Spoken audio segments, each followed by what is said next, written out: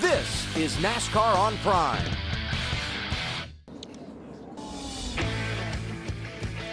The sun is shining in the Arizona desert. It's a beautiful day. Well, whoa. Watch out for that, and watch out for those. Welcome to Harvick Lane. Leads us to our broadcast booth where we're going to show you practice and qualifying. Welcome to NASCAR on Prime as we get ready for the Shriners Children's 500 at Phoenix Raceway. And they've just rolled cars from pit lane, so welcome to our booth high atop the start-finish line where we can see the whole racetrack. That's going to make this fun.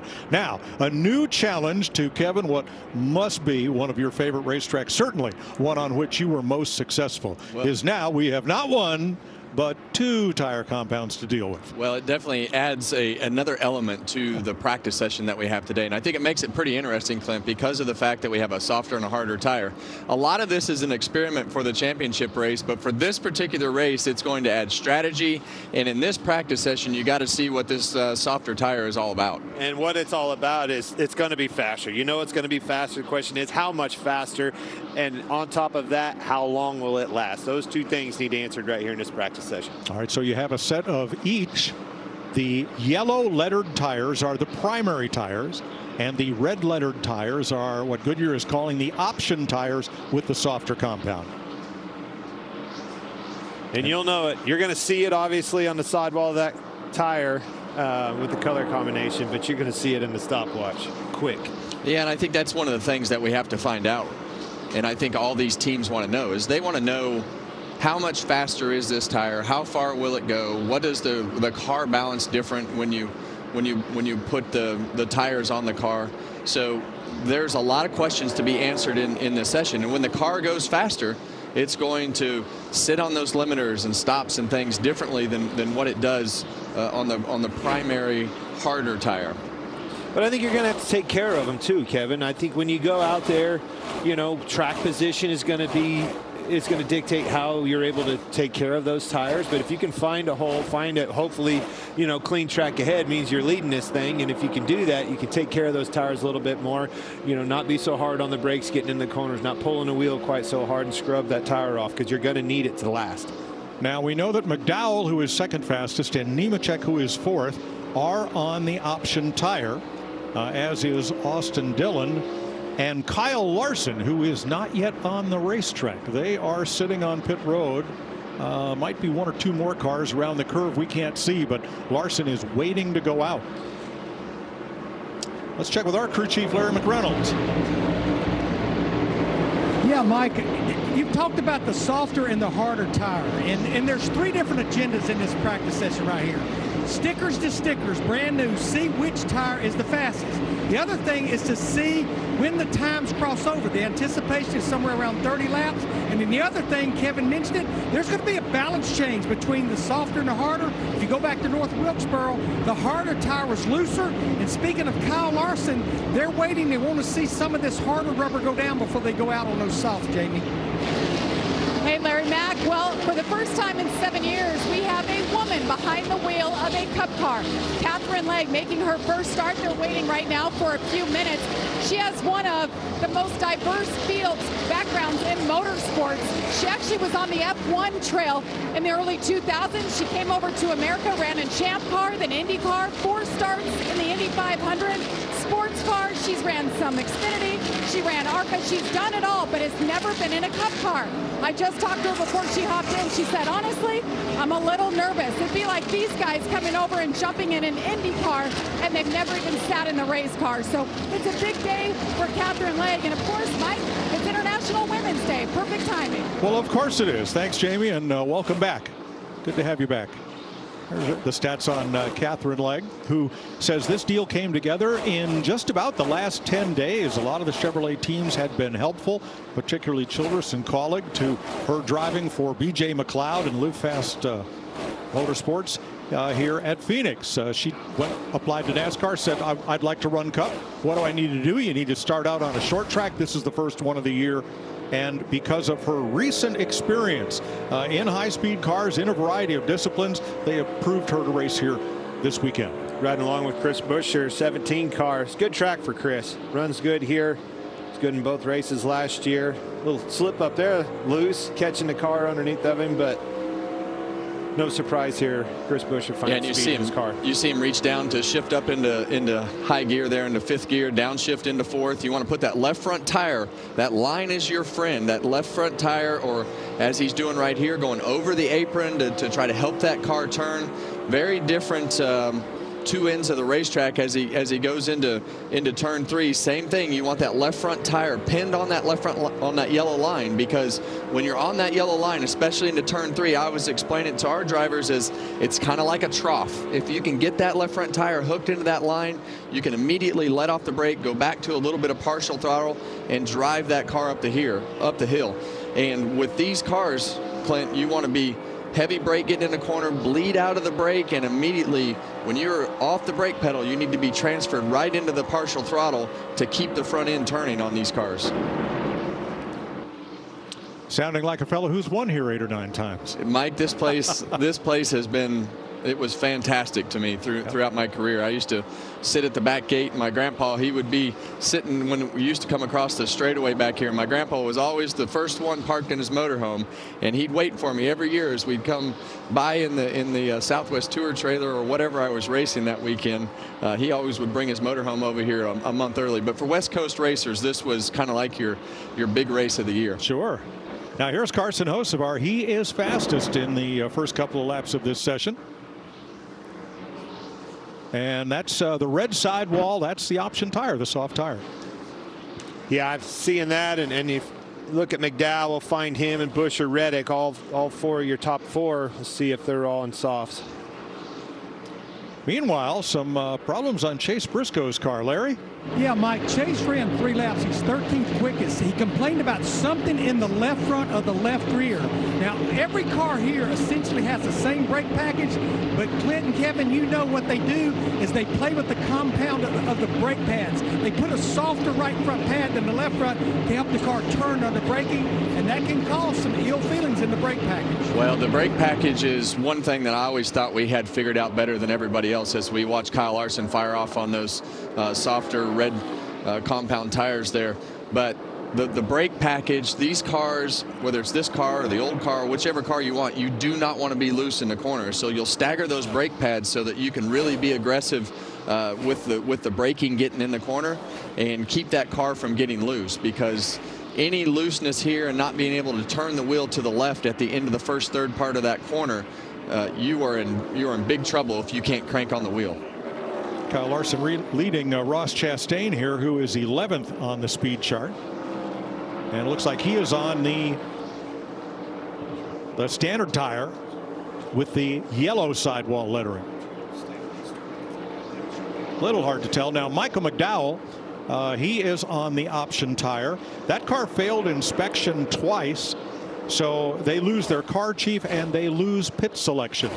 Yeah, for Sunday's race. I like McDowell's strategy better than I do Hocevar's. We saw Hocevar come back in the pits, and you know, I think he was probably sounds like he was doing a qualifying run. Hocevar was. So Michael McDowell is doing the work for the long run on these red tires, the softer tire, to see how far these tires will run and give them a good read. So when you have multiple cars on a team, you can have multiple strategies so that you have a better understanding of what you learn quicker.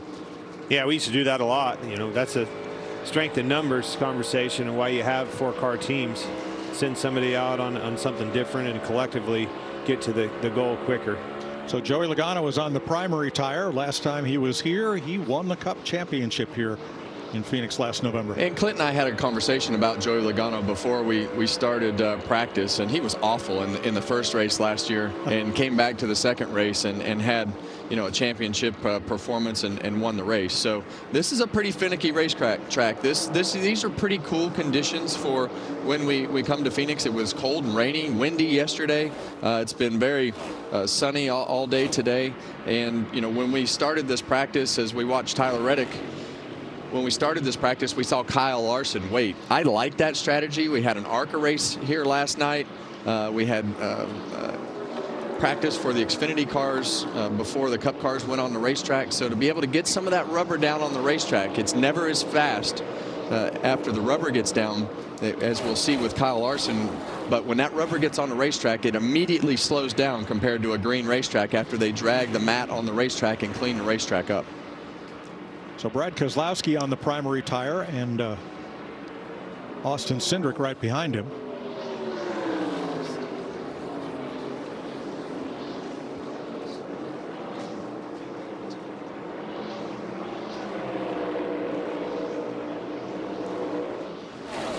So most cars on the primary tire, not that many on the option. We'll try to update you as we can. And Larry, we talked about Carson Hocevar just going out doing a mock qualifying run. What are they up to now? Yeah, and that's exactly what they did. I think you guys were all over. Remember, come qualifying, you have to qualify on the primary, the harder yellow letter tires. That's exactly what he and Luke Lambert did.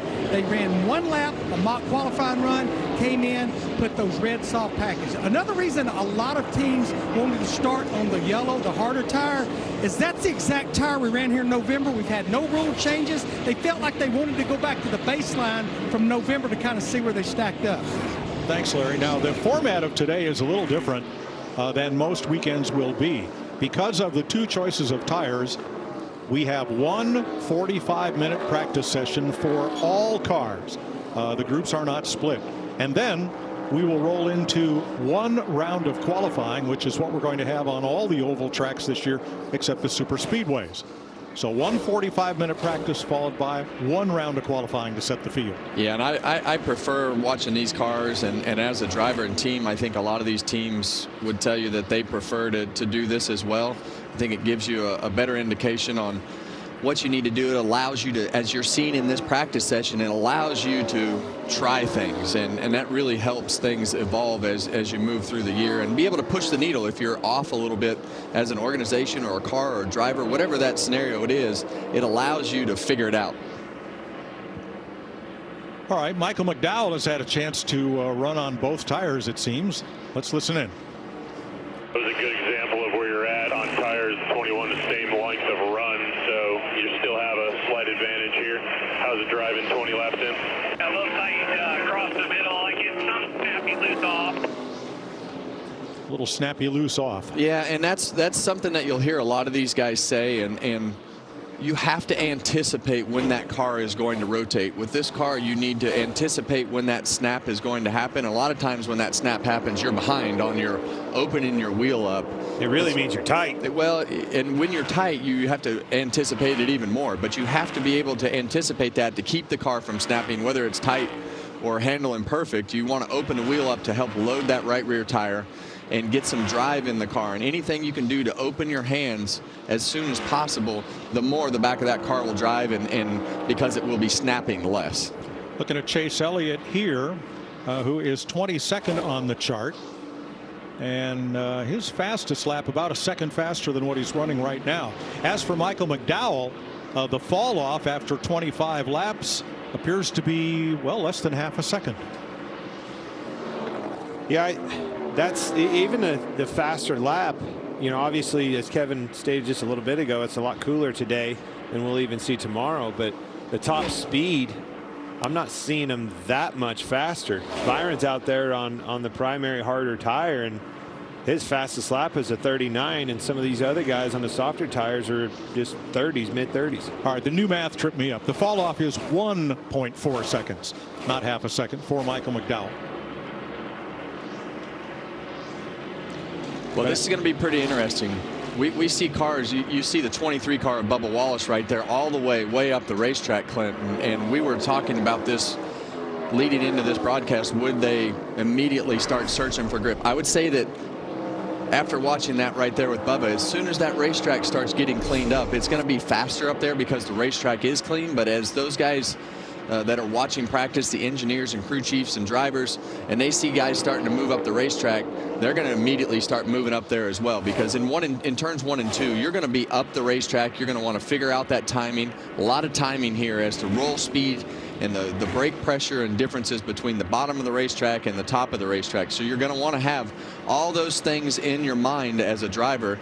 And then when you get done with practice and you have this fall off, you got to reset that. So it's important, and this racetrack has really good markers to be able to judge from, to be able to try to be as consistent as possible. Jamie? Well, Chase Briscoe's still out on track on those softer option tires. He's 13th on the board. His fastest lap was lap number 1. I talked to him before he got in his car, and he said, what our plan is right now, we're going to go out on those softer tires, run as long as I can, then we're going to put the primaries on and do another long run and compare. But he said, overall, we are so thrilled to have this 40 minutes. This is the first time that this new team really gets to make some changes and put in some longer laps just to understand what he needs to make the car better. They haven't had that opportunity in the first 3 races together.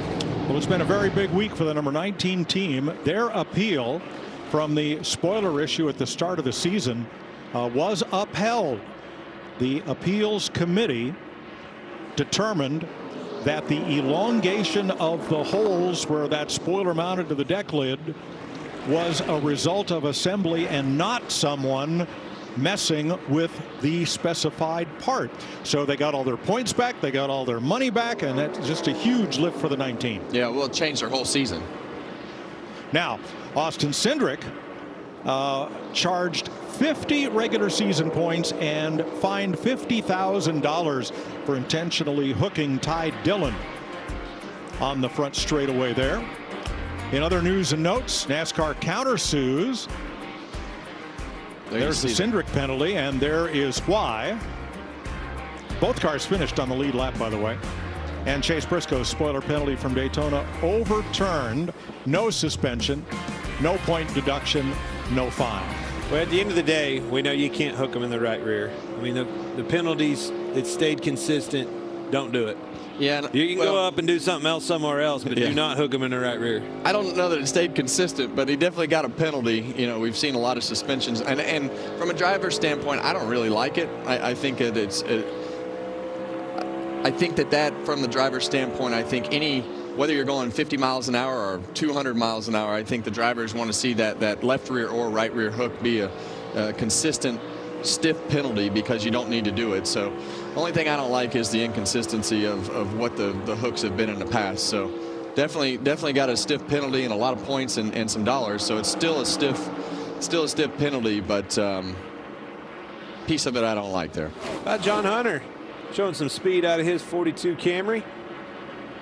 He's 5th on the board, and a fall off of less than a second, but then again, he's only run 11 laps, whereas a number of cars have run over 30 laps. And at the 30 lap mark, The statistics we have show that the option tire is still faster at 30 laps than the primary tire at 30 laps. And I'm interested to see what happens when the guys that are on the option tire, the softer red, fire off on their primary tires for a longer run, because I believe that the racetrack being clean and green, like it was to start the practice, will give you a little bit of a false read of those faster laps for everybody who went out on that green racetrack. So you'll really start to get a good read, and that's why Kyle Larson waited. They got a better read. They didn't get a big lap, but they got a better read of where the racetrack was going to be with rubber on the track. And look where he's at, right on top of the best consecutive 20-lap average. Yeah. Larson, McDowell, Hocevar, Austin Dillon, those are all those soft tires. Having a look at Riley Herbst, we're told Brad Keselowski did 20 laps on what was the option tire? 20 laps on the prime tire, and Keselowski just went out on the options. McDowell's got some steam this weekend. Fast car, best consecutive. He's second in consecutive 20 and best consecutive 30 on top. Now, I know it doesn't play in to the setup of the car or the way you run your race, but it's a home game for McDowell. You can see his hometown of Glendale, Arizona from here. Every time you went to Kansas, wasn't that a whole lot bigger deal than going anywhere else? Why did you have to say that? Of all of the analogies, that was by far and above my worst racetrack. It was good for me for the first 2 outings, and it just did nothing but gone downhill after that. But that means something. You're darn right. You try harder. When you come home, your family's there, the people that got you to where you're at, your fans, all those people from day one are here for him and Michael McDowell, and look at his speed that he has in his car. Pretty cool. Now, that's not Michael McDowell's house, Artie. That's State Farm Stadium in Glendale. I've been there where before. the Arizona Cardinals play. And I'll tell you who else played there. Oh, those guys that lost the Super Bowl? They didn't lose that one, Cowboy. I know. We took that one to the house. Yep. Well, you can see the rubber going down on the racetrack, and really you want to be anywhere but where there's the most rubber unless your car is working good. And as we talked at the beginning of practice, a lot of those guys will move up the racetrack to try to find that cleaner racetrack because it'll have more grip. Well, I kind of thought that softer tire would lend itself to be able to do that a little bit more too. Put that rubber down the racetrack, do the things it takes to clean that up, as you're talking about. Well, look at Michael McDowell. He's on lap 40 there, and now he's almost at a 29 flat. His fast lap was a 27.16. So we're starting to see some pretty good fall off by that softer tire. It's a lot of laps, though, 40 laps.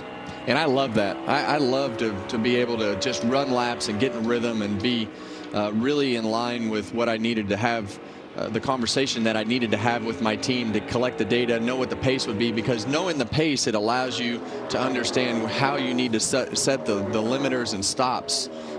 If it's going to be a lot of fall off, then you need the car to be lower to make more grip as the tires fall off. All right, crew chief. Topic of conversations, these tires. Are you liking what you see? Is it what you expected, Larry? I am, Clint. I kind of go back to what we saw at North Wilkesboro. We did this twice last year. We did it at North Wilkesboro. We did it at Richmond. Wilkesboro had brand new asphalt, a ton of grip.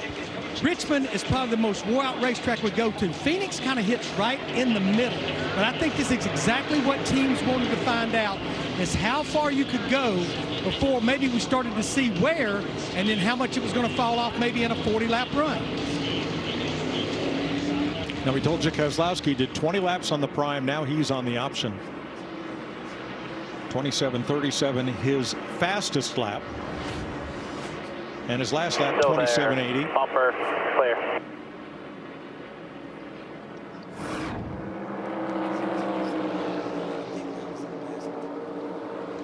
And the reason, one of the big reasons that we're having this option tire is it gives Goodyear a great opportunity to have a real life test session.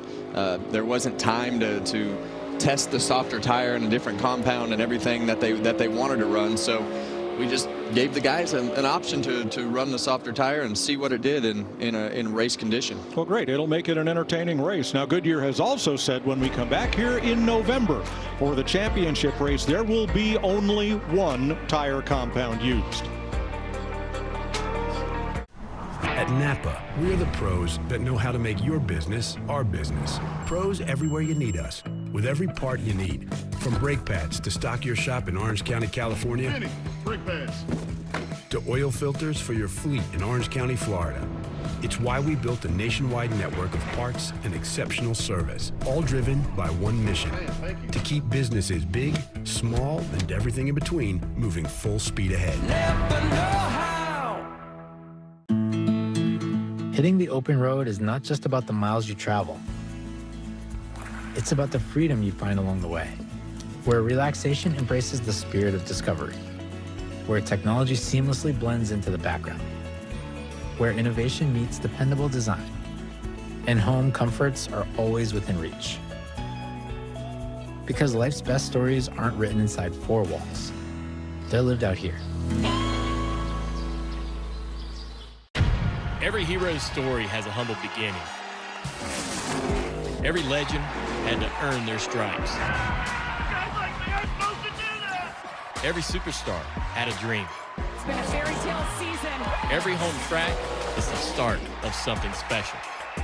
That's just good old short track racing. Oh, little retaliation. Holy cow! Learn more about NASCAR regional tracks near you at nascar.com/regional.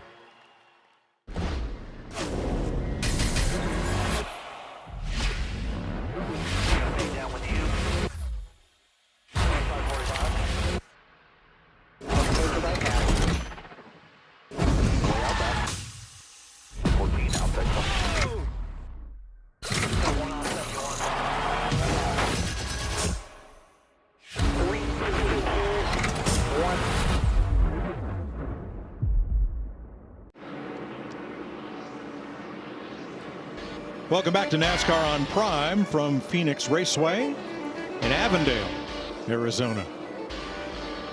Boy, the Phoenix suburbs are encroaching on our racetrack. It used to be all you could see here were cotton fields.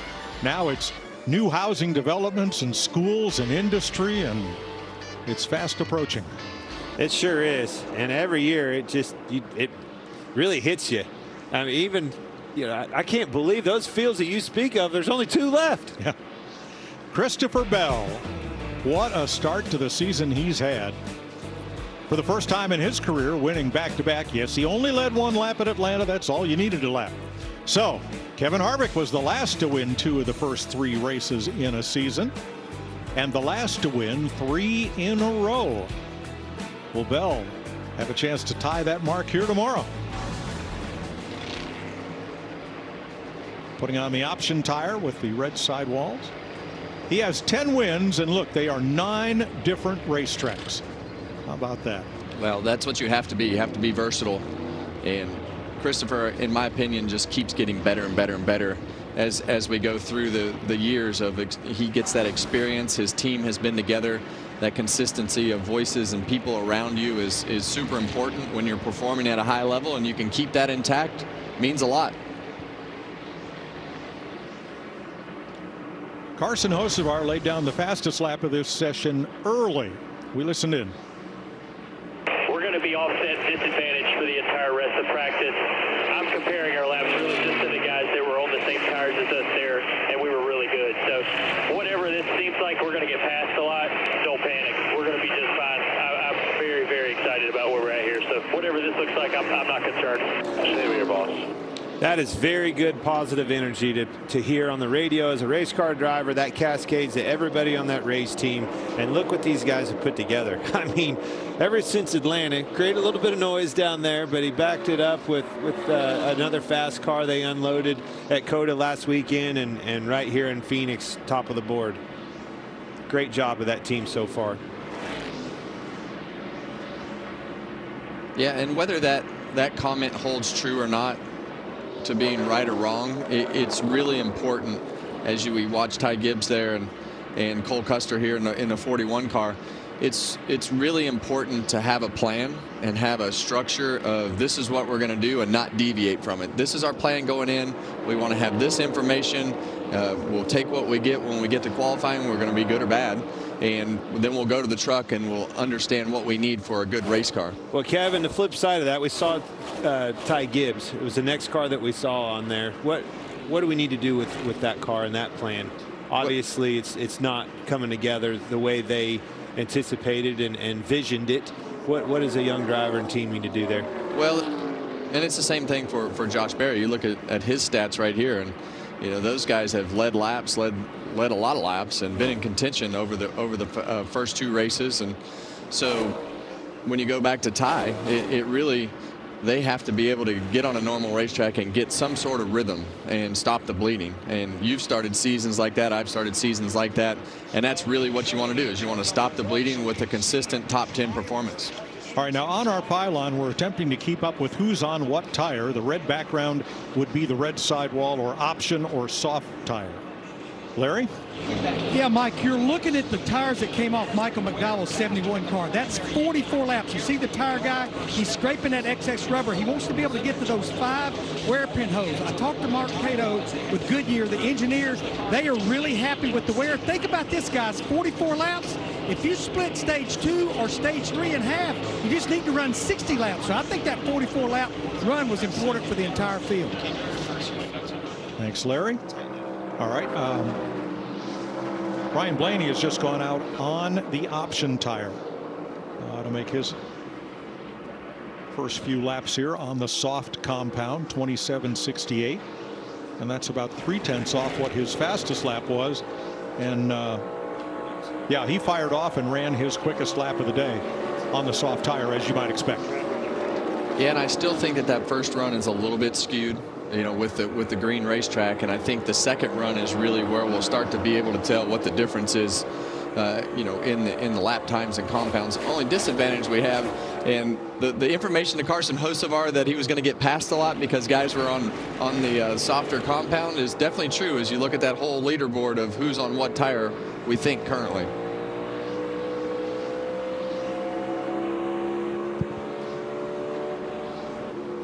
Hear that rev limiter on Chris Buescher's car right there. You'll leave that car in 4th gear, and I think that is definitely the right play. Otherwise, it's this really awkward 4th to 5th shift as you go down the back straightaway. You're up to 5th right here, down to 4th as you go into turn 1. All right, 15 minutes to go in this 45-minute session, Jamie. Well, you're looking at Catherine Legg after waiting about 5 minutes. She did get out on track for about 19 laps. This is her thoughts and feelings in her first time in a stock car. Can you see where I'm losing the majority of my speed? Is it on entry, or is it on confidence getting on power, or is it rolling speed? I don't want you to worry about that too much right now, because I can tell you what I've already saw. Don't get too aggressive.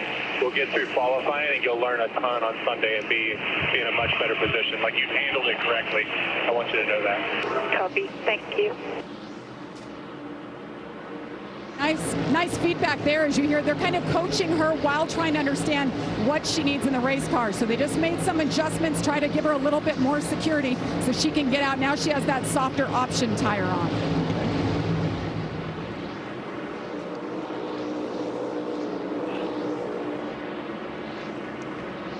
$14 to go. Ty Dillon, as we showed you earlier, was the victim of Austin Cindric's bumper there at COTA in the very early going, but that car was not damaged, and he was able to rebound and get a lead lap finish out of the day. I like this practice session, Kevin. These teams, the drivers, they're getting a lot of time to adjust, the feel on the difference of tires, see them coming in and out of the pit area and working on their cars. This is something that we really haven't seen for a few years. Well, it's been rare for sure, as you see Christopher Bell go by Kyle Larson, Kyle Larson is a little off sequence on the primary soft or a harder tire. Yeah, he's 42 laps on his tire.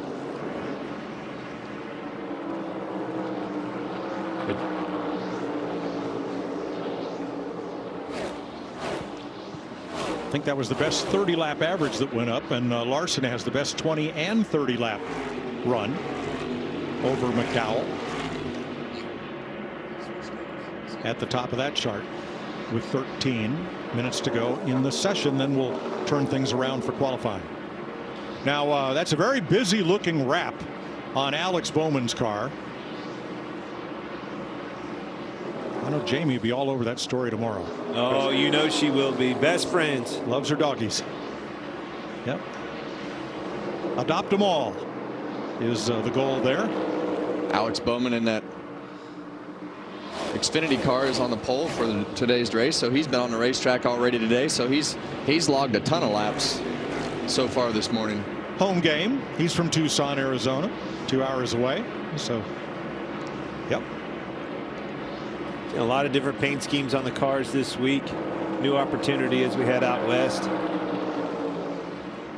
Representing new brands out here. Yeah, you see Todd Gilliland right there, and you saw him go by Eric Jones on the bottom right there.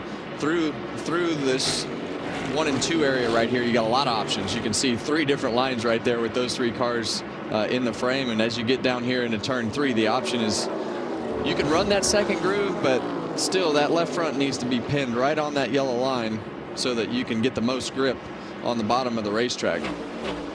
Jones has the 8th fastest lap of this session. He's run 40 laps. Here's Justin Haley, 19th quickest. He's run 45 laps, which is right about the average of the field. Going back to your options in 3, or excuse me, told on myself, 1 and 2 down there. See Haley all the way down on the apron, Kevin. I know you like that line, use it a lot, but kind of a unique corner. That's the drastic differences between the corners at this place. Both ends just completely different. And as we see, if we leave it right here for this shot, you know, you're going to, I always liked, if I'm going to run the apron, I always like to run in there and run the right side tires on that yellow line. I always feel like that transition gave that right rear tire and the right front tire something to lean on to almost hook you around the corner. And I talk about, you know, hooking lines and seams and all those things a lot, because that's how I was taught to race at a racetrack in my hometown of Bakersfield, California, at Mason Marine Raceway. You had to hook the bottom of the racetrack, and so a lot of places that you go, there is grip out there. And as you see these seams in the racetrack, when we talk about these seams, you know, we talk about that seam and some of the other different little places on the racetrack, to be able to just find grip as these tires fall off. You want to be able to find grip to either help the front of the car, help the back of the car, be able to gain a little bit of an advantage. So yesterday here in Phoenix, it was rain and in the 40s most of the day. Felt a lot more like winter in the Carolinas than it did Arizona. Temps in the 60s today. Larry, it's going to be about 10 degrees warmer tomorrow. How much, if any, difference is that going to make on how these tires respond? Well, we know it's that in itself, regardless of having 2 different tire combinations, Mike. That's going to take grip away from the racetrack. But I think, yeah, the hotter the track gets, that's probably more of a detriment to that softer tire than it is the harder tire, just because the grip level is just going to go down as the track temp comes up. Good point. As we go into turns 1 and 2 right here, you see the outside work pretty good for Denny Hamlin off the back bumper of Shane Van Gisbergen right here. But now you can see the options, and see Shane is splitting that yellow line. The lap before, Denny Hamlin was doing exactly what I was talking about, hooking those right side tires on the apron. But he was able to hang on the right side of Shane's car, and now he's choosing to run the middle line, possibly to just let this car go by. But as you go down into these corners in turn 1 and 2, that's really where all your options are created, and you can get creative from a line standpoint to move your car around. Jamie? Well, I've been listening to Riley Herbst making his first Cup start here at Phoenix. They've been under the hood for quite some time. He said his power steering is going in and out. Certainly when he's loading is the problem, so they're not exactly sure what's happening there. He just made a couple of adjustments. They'll go back out, but obviously some high hopes here for him, Mike, as he won the Xfinity race here at Phoenix in November. Boy, we've had a lot of issues with power steering this year, whether it's the pumps or the lines or the rack. It seems starting at Daytona, a couple of teams had to change pumps that were all from the same batch, and so far I don't think we've had a week go by without someone having power steering issues. Yeah, and I think that's it's been kind of the norm, unfortunately, as we've gone through this next gen car. The steering has definitely been, you know, really touchy on the things that make the power steering go in and out, and so that's not a fun problem to have, but kind of hard to dissect too, right? It's just kind of, you just get a bad batch every now and then, to your point, Mike, and you have to replace it. Yeah, this is a great shot. Denny Hamlin on board right here, and he's still choosing to run that second lane through 3 and 4, and if that if he can push that groove up almost into the third lane, that's really where you start to have some better speed options, where they used to put that resin. But right here, you want to split that seam and drive that thing straight up the racetrack. You see all these seams right here, and he'll diamond back down. And as they go through the race, that'll go above that second seam, and you'll put the right side tires on one of those seams coming up off the corner. I always, he's a little bit high right there as to where you want that left front tire. So he's definitely searching around, trying to put his car in the right spot.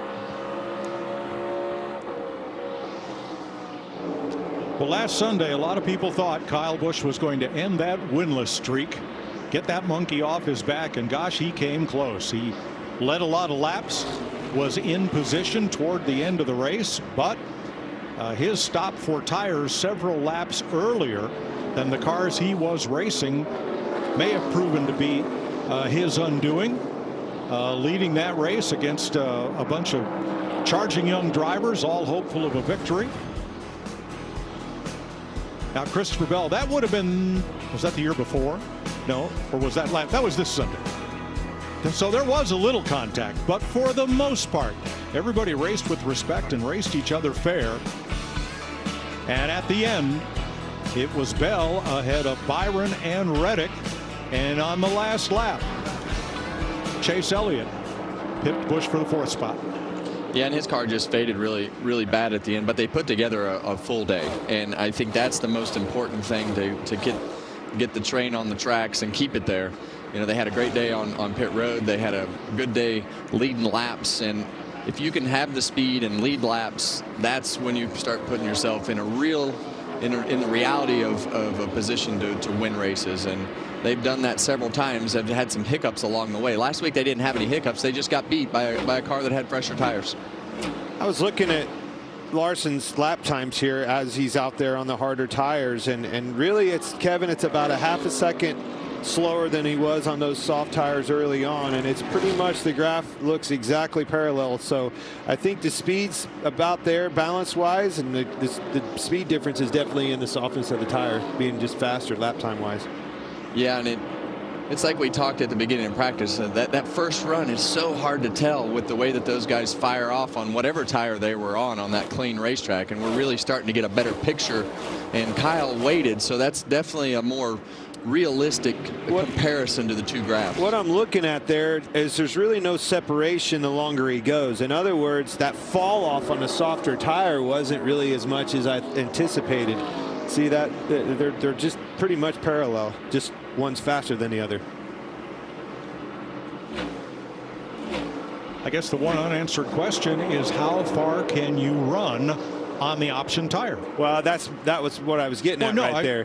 That fall off on that softer option tire wasn't really falling off any more drastic than the harder tire. So that tells me they're going to hold right in there. Okay. I don't think you're going to see the speed difference all the way through, but I don't think you're going to see the fall off. But that hotter temperatures tomorrow will play a role in that some.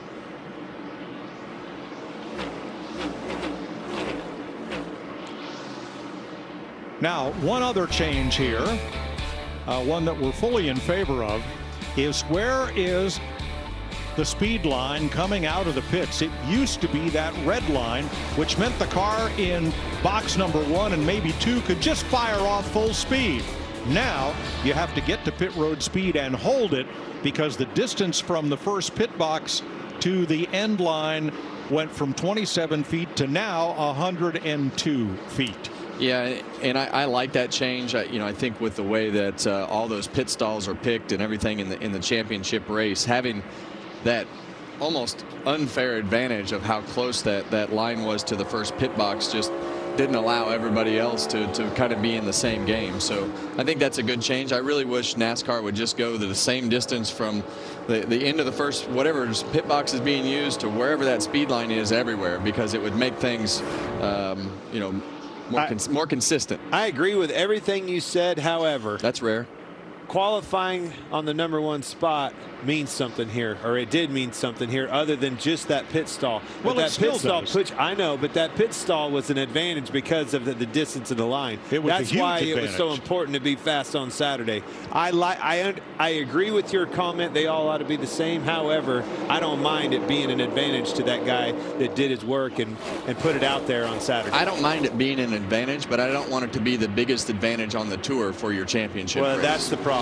I agree. It decided a championship because of it. And let's have the advantage be the same at every racetrack, so it's the same advantage for every pole sitter. That's the only thing. I just like to see it be consistent. The caveat of the championship decider is that's where we again agree, and that's the problem. But I do think that I like the fact that that advantage is drastically skewed to the guy that's sitting on the pole. Yeah, I agree. I agree with you on the pole sitter should have some sort of advantage, but Well, I think it's enough of an advantage that you have a clean path to fire off straight from your pit box. I think that should be the advantage. But Yeah. Hey, I love all these discussions, and it's a really good discussion. And hell, I'm going to call it an argument. We're in the middle of an argument here, folks, and it's just a lot of pleasure for me up here. It's fun to argue with you, Kevin. It's not fun to agree with you. I agree. It sucks. I kind of like arguing with you as well. Well, thankfully, Larry, we're 1:28 from this session being over. What have we most learned in this 45 minutes? I think what I have learned being down here, looking at tire wear, looking at fall off, is there's definitely a difference between the hard tire and the soft tire. But I think the fall off is not that great. I think what you maybe gain at the beginning of a run on the soft tire, you may not pay that big of a price because it is an advantage at the beginning of a run. All right, so you'll have 2 sets of soft tires tomorrow, the option tire, to use as you please, although you do have to qualify today on the primary tire. And I believe, doesn't that also mean that you have to start the race on the primary tire? I think so. I'm going to back up right here a little bit, Mike, to Clint's conversation. It looks to me like in another 10, 12, 15 laps, 10 to 15 laps, that those tires might cross over with how flatlined the primary harder tires are. So they're, in other words, the primary is holding on a little bit better than the softs. But we thought it was going to be a lot more drastic than that. I'm telling you, being hotter tomorrow, that I think will be even more. Yeah, but once you get to lap 40 to 45 to 50s, it's going to be pretty close, I think, with where they cross over. And you can run 75 laps. Wow. All right, flags are out, and that will end practice. Right off the gun, Carson Hocevar's first lap and Michael McDowell's first lap set the pace. Now, Tyler Reddick is third on the board, but his fast lap didn't come until lap 40. Similarly for Cindric and Buescher, who complete the top 5. Now, for those of you watching on YouTube and Facebook, coverage will continue on Prime Video with qualifying getting underway shortly.